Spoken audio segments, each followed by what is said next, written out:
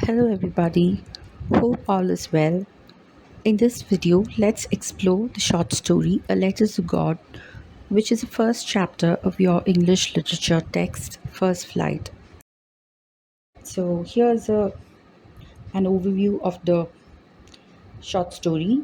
So as you know, this short story is written by G.L. Fuentes and it portrays Lencho, a naive but pious farmer's plight to survive when his corn crops are destroyed in a hailstorm, and he hopes against hope to save his family from hunger by writing a letter to God. It portrays Lencho's deep faith in God more than anything else. Okay, so this is the most important thing in the story, that is Lencho's faith in God. And there are a few other things. We look at that as we go on. Now, a little bit about the author. So, G.L. Fuentes, he's a Mexican writer and he used to basically write in Spanish. So, this particular short story, this has been translated into English from Spanish. Let's look at the characters in the short story. Okay, so we have Lencho, who's a farmer, and he's the protagonist. Or protagonist means a central character. Okay, sorry, the central character. And then you have these people, that is Lencho's wife and children, postmaster and the postman. So Lencho's wife and children, they're just minor characters.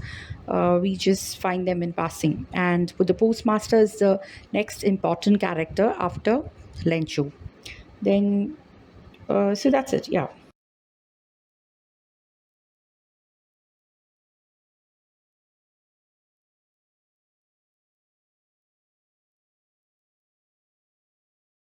So the place is not specified, but since Fuentes is a Mexican writer and the currency is given as pesos, we can say that the story is apparently set in a village in Mexico, right? And basically, the location is not given again, it's just an unnamed valley.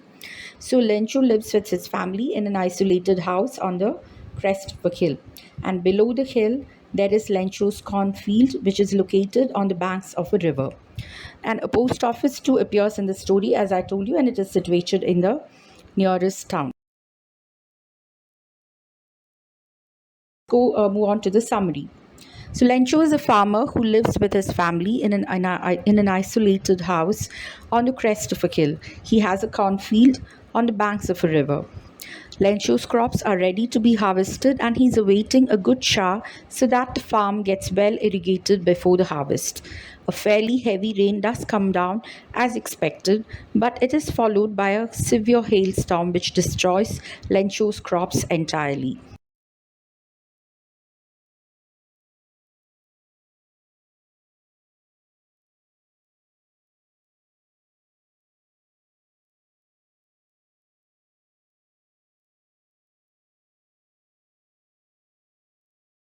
Lencho's shattered and in total despair, and he starts worrying that his family would go hungry that year, as it would take months for the next harvest. After much deliberation, Lencho decides to write a letter to God, his only pillar of support.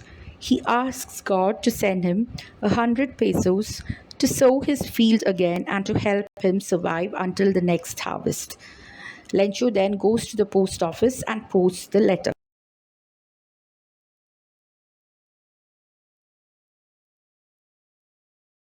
When the postman finds the letter, he reads it and then he shows it to the postmaster, who also reads the letter. That is, here they read Lencho's letter to God. So, moved by Lencho's circumstances and his deep faith in God, the postmaster decides to help Lencho. He raises a sum of 70 pesos with the help of his colleagues and sends it to Lencho along with a letter signed God. So Lencho asked for 100 pesos, but then the postmaster is able to raise only 70 pesos. So he takes some money from his own account and then he also gets money from his colleagues. Okay, and then he sends it to Lencho. Now, Lencho receives this letter a little later, and then he finds this letter signed God, and he also receives the money. But then what happens is Lencho gets really annoyed because he expects to receive 100 pesos. He believes that he blindly believes that God would send him 100 pesos, but then on receiving only 70 pesos, he's annoyed, and what happens is he starts blaming the post office employee. So he doesn't go and fight with them, or make a scene or anything. What he does is he writes another letter to God. He just because he assumes that the post office employees are offenders, so he writes another letter to God, and this time he tells God clearly that he should send him the remaining amount, but not through the post office, but directly to him. Okay, so this is how, this it is. So we can see that these are the two important qualities, that is, Lencho is so naive, and that he has a blind faith in God. Okay, so I hope so far it's clear as to what has happened in the story, or what the story is all about.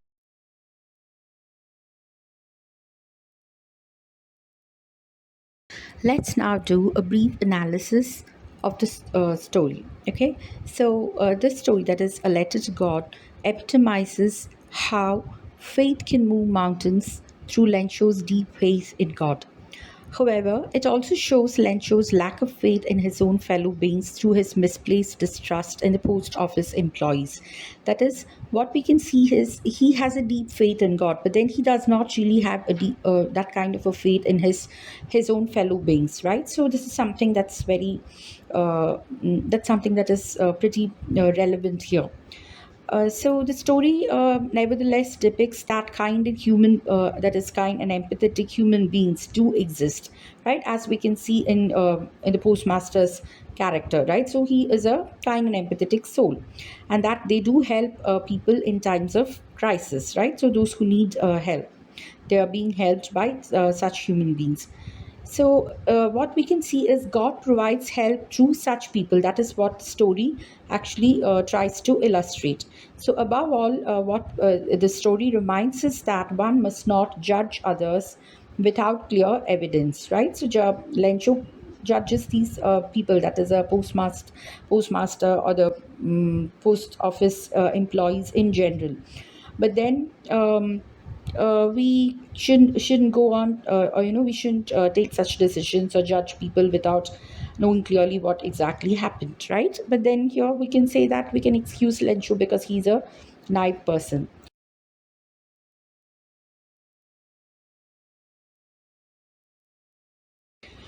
Now, on a surface level, what we can see is that the story seems to denote that people try to fight alone or go for roundabout solutions rather than seeking help from social support systems when in trouble.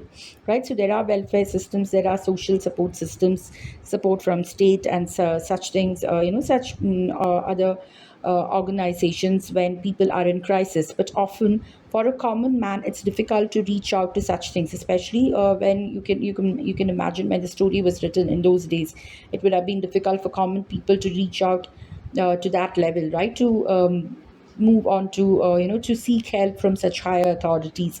So what they do is they trust only God to be their provider and protector, and hence we can see that it's probably because this is one reason why probably Lencho doesn't really trust his fellow beings, because he doesn't really have that kind of a trust in the social systems, maybe because of the limited support such systems offer, right? So this makes them often skeptical of public welfare systems or even the state.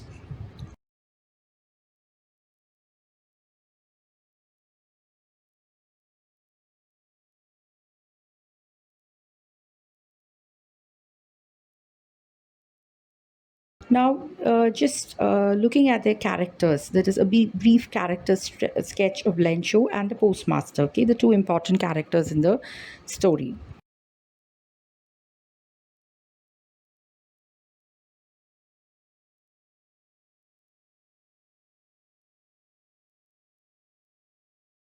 Now, first, let's look at the vocabulary here. I've given you this example of supper, that is the meal served or eaten in the evening, right? So often late evening or at night. So that is what we mean by supper.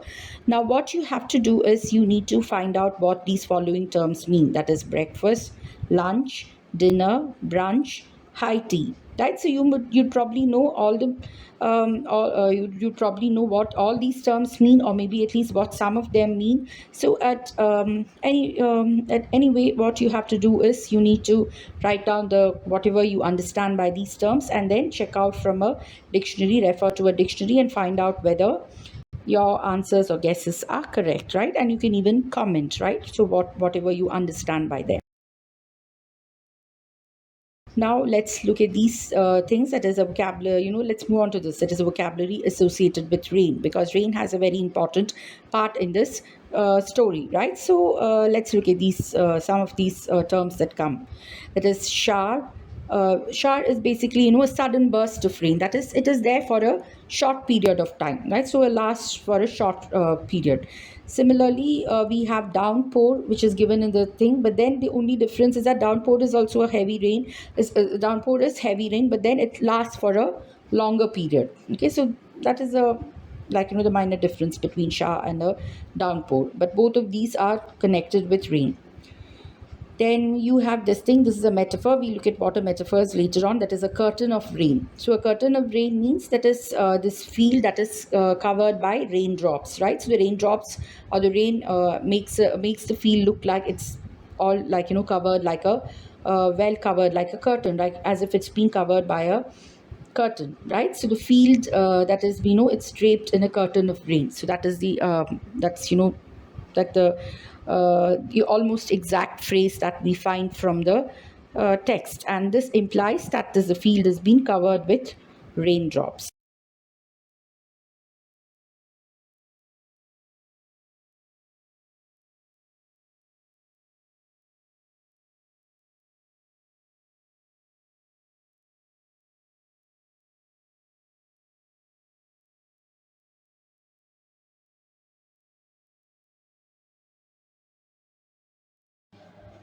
So next, let's look at some usages from the short story Faith Can Move Mountains. The next one, that is Nobody Dies of Hunger. Then blow of one's fist or blow of fist. And this is the last one in the first set, that is wrinkling of brows. Okay, so you might find more usages, but these are some examples that I'd like to highlight so you can see what they mean, right? What these usages imply. You can see for yourself what all these usages mean. If you find more such usages, or if anything strikes you in particular, please do comment.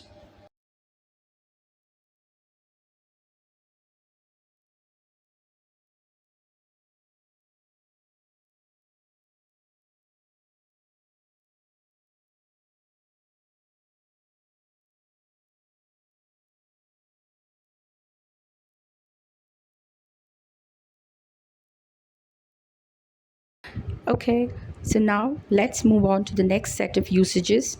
The first one is a plague of locusts.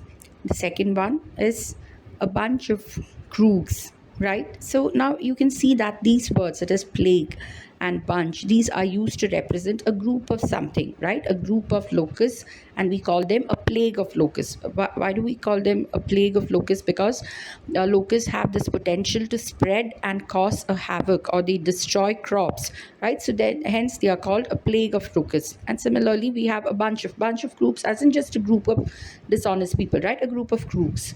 Okay, so we have similar usages, that is outside of the text. We can see usages like a herd of cattle, then a bunch or a bouquet of flowers, right? So a bunch of keys. So again, these terms, that is bunch, then a herd, all these represent a group of something, right? So these are collective nouns used to represent a group of something, and some of these can be used interchangeably. For instance, we say a herd of elephants and then a herd of cattle. Okay, so that is we can represent the same term to sorry, we use the same term to represent another set of things, that is a group of something else. That is, we have elephants and cattle both being represented by the noun herd.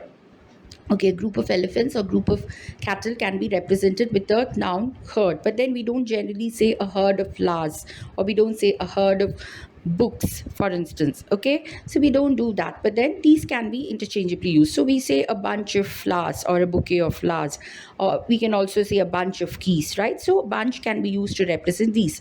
So there are certain cases where you can use them, like with other nouns, or with other entities, but then certain cases where they can't be used. Okay, so you can find all these things in a dictionary or a grammar book. You might have learned this in your younger classes, probably.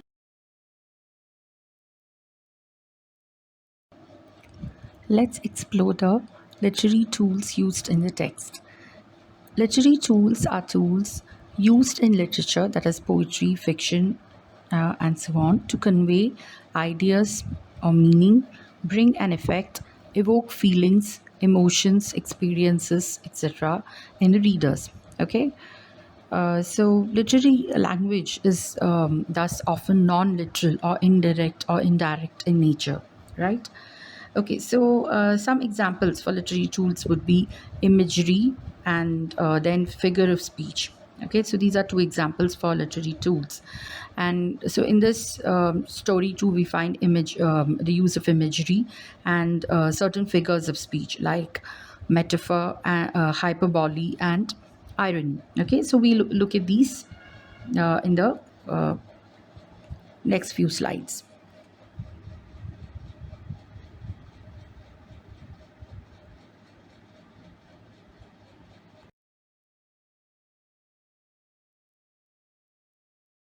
So before that, let's first look at what imageries we have in the text, that is in this particular story, that is a letter to God.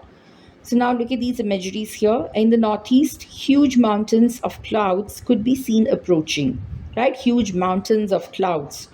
So again, clouds are compared to mountains here. Then the field draped in a curtain of rain. The field was white as if covered with salt. Right, so why is it white? Because of the hailstones, right? So the hailstones are spread around the field and they look like salt. Let's look at this figure of speech, that is irony. Okay, so this is one figure of speech that you have, that is irony. So irony is basically this is as defined in your text. That is, irony of a situation is an unexpected aspect of it, or rather, it is strange or amusing because it is the opposite of what is expected. So basically, what you have to understand is what you need to find out, basically understand here about irony is that whatever you expect, it would be like some opposite effect is created, right? So we can look at some of these examples here. So a result is opposite of what is expected. Okay, that is what irony is, simply put. Now looking at these examples from the text, that is, this entire situation, right? So basically, it is a situation that is ironic here. That is, Lencho wants 100, he asks God for 100 pesos. We know that this out of these 100 pesos, 70 pesos, Lencho receives 70 pesos, and that has been collected by the postmaster with the help of his colleagues. So it is these people, the post office employees, who help Lenchu. But then Lenchu doesn't really know that it is a post office employees who helped him, and he believes that it is God who gave him 70 pesos, or rather, God gave him 100 pesos, but then some amount of it, that is 30 pesos, must have been stolen by the post office employees, and which is why he receives only 70 pesos. That is what he believes, right? So he assumes that way. He suspects the post office employees to be the culprits here. Thus, this creates an irony. So the very people who tried to help Lencho become culprits or offenders in Lencho's mind or perspective. This leads to the irony in the situation or the narrative. Let's look at this next figure of speech, that is metaphor. A metaphor is a figure of speech which is used for comparison by stating A is B. Right, so these are some general examples, such as she is the nightingale of our class. So what we mean is that she sings beautifully like a nightingale. The city is a furnace in summer, which means it is very hot during the summer. So it is the city is compared to a furnace, and we've seen the city is a furnace. The library is a treasure trove.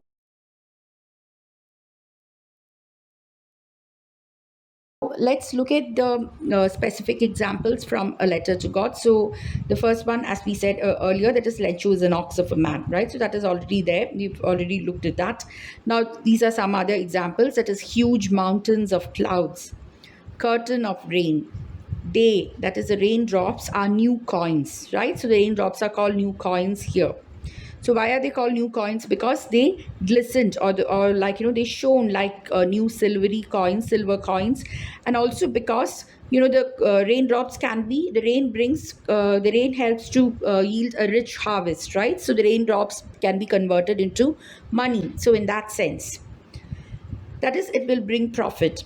Now hailstones are called frozen pearls here. That is, the boys ran out to collect the frozen pearls.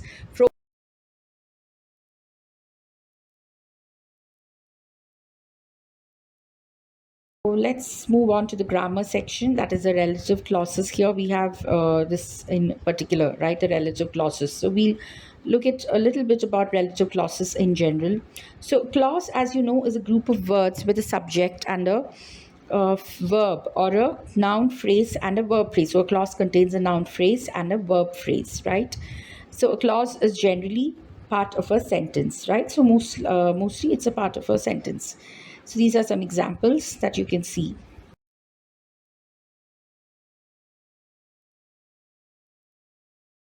So here now in this particular, right? So in this story we are the text, that is, you've been asked to look at relative clauses, and in particular the non-defining relative clauses. Okay, so before looking at defining and non-defining, let's just see what the relative clause is. So basically a relative clause gives more information about someone or something, right? So about a person, place or thing, without the need to repeat, right? So without the need to repeat.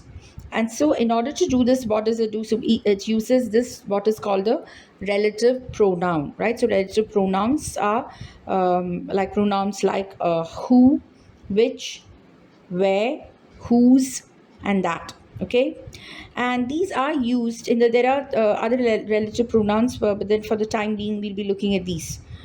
So these are used in the beginning of a relative clause. So these relative pronouns are generally found in the beginning of a relative clause, and there are certain cases where you can drop the relative clause, the relative pronoun, but then we are looking at those examples where we have the relative pronoun. These are some examples for relative clauses. That is, they own a farm where they grow organic vegetables. So where they grow organic vegetables is the relative clause here, right? So they own a farm is the independent clause, that is a main clause, and the second one, that is the where they grow organic vegetables, is the dependent clause or the relative clause. I ate the chocolate pastry which I bought from the new cafe this morning. Right? So again, this is a relative clause. It is which I bought from the new cafe this morning. She is the one who won the first prize in the contest.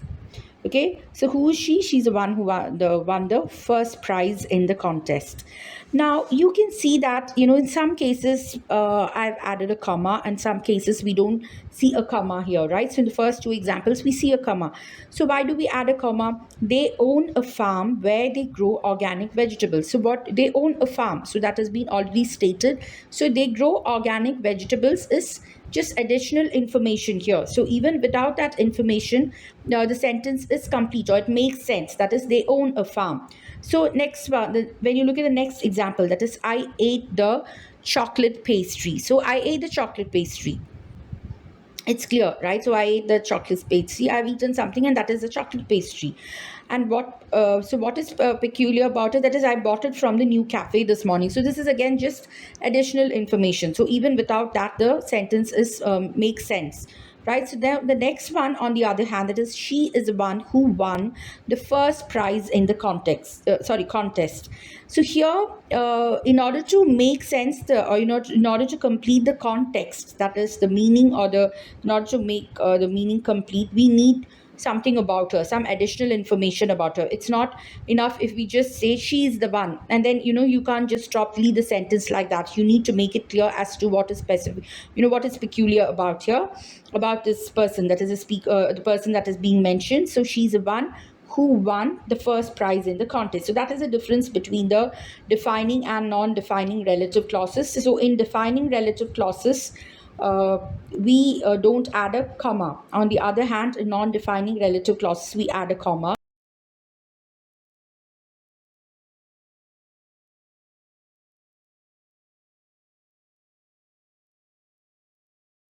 Defining relative clause provides information about a noun, that is, whether it is a person, place, or thing.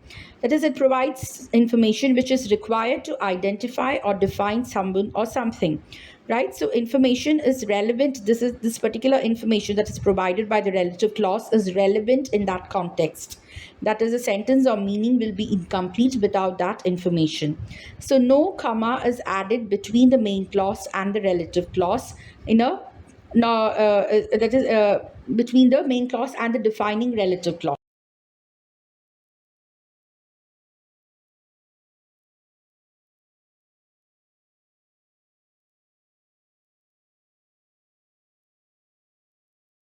Now, the next one, that is non-defining relative clause. So this also provides information, some information, or more information about somebody or something or somewhere or some place, but then it is not really needed. So even without that information, we'll be able to make sense of the context, or we'll be able to understand what the sentence is all about. Like, for instance, look at this example. Lencho prayed to God, whose eyes see everything. Right? So when we say Lencho prayed to God, whose eyes see everything, it's clear that Lencho prayed to God, right? So Lencho prayed to God. That itself is enough. That information is enough. So God sees everything. That God sees everything is just additional information which is not really necessary to make sense or to make the meaning clear. Hence, it is called a non-defining relative clause. And so we separate these two. That is the main clause and the relative clause. The main clause is separated from the non-defining relative clause by a comma.